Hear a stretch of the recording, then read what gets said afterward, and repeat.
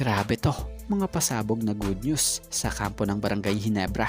Isang player na naglaro noon sa US, nag-ensayo na sa Ginebra at nasyak or masyasyak ang mga fans dito dahil nakasama na siya sa team ensayo or team practice. And Kagiwa, Sol Mercado and Aljon Mariano, sinuportahan ng Ginebra maging pagbabalik ni LA Tenorio.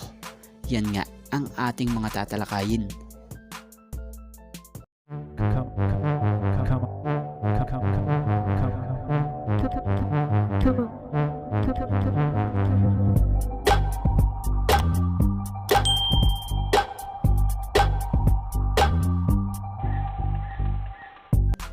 So isang magandang pagbabalik ang nasaksihan natin about kay LA Tenorio.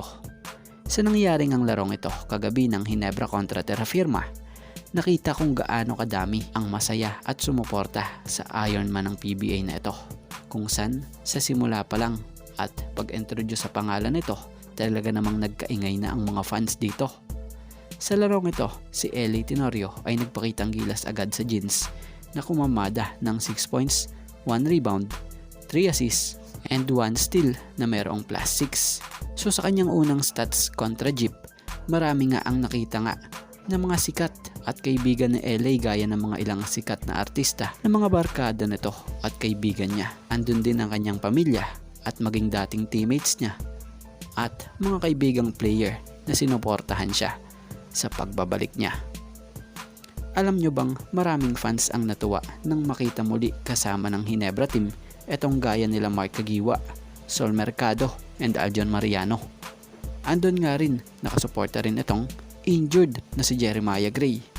Oh, speaking of Jeremiah Gray, bago tayo magpatuloy, baka naman po pwede tayong makahingi kahit isang like lang. At kung di naman po makakaabala pa, kahit subscribe na din po para pampagana. Maraming salamat po. So speaking of Jeremiah Gray, no, may magandang balita nga rito. Dahil kapansin-pansin sa pinost ni Ginebra Boys Ballballers, credit po sa iyo, na itong si Maya, pansin sa video nag-e-ensayo na muli sa Ginebra, naka-practice jersey pa nga po muli siya.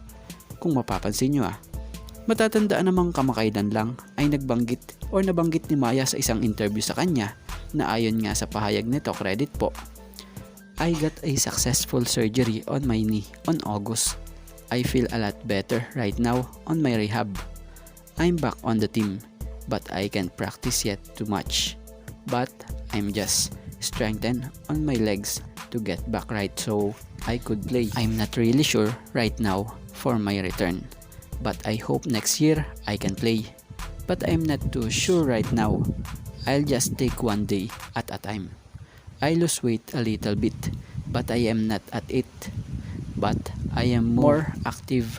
I can move around and run around.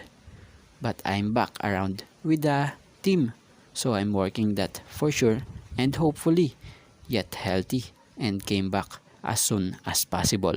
So yan nga ang kaaabangan, itong pagbabalik na to ni Jeremiah, lalo't marami na nga pong nakakamiss sa Ginebra fans sa mga laro niya. Dahil kung mapapansin nyo sa pinapakita niya ng pagtsatsaga at pasensya sa nangyari sa kanya, for sure may kapalit itong magandang panibagong simula para sa karir niya. Ika nga ng iba, hindi pa tayo nagtatapos, magsisimula pa lang tayo.